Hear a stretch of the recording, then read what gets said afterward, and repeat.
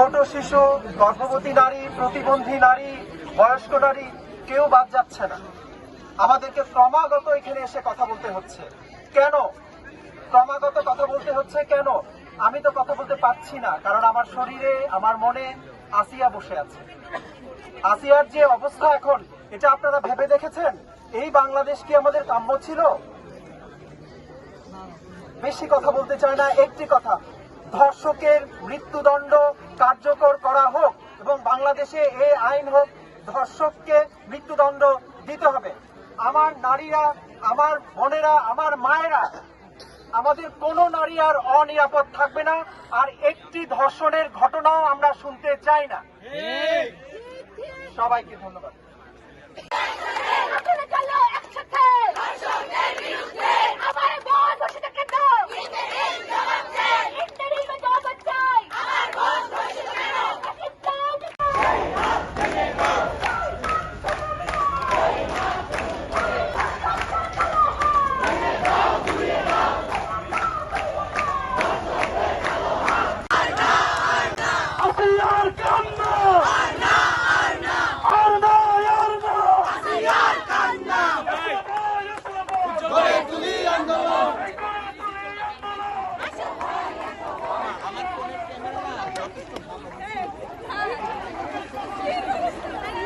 সাংবাদিকতা বুঝবি না।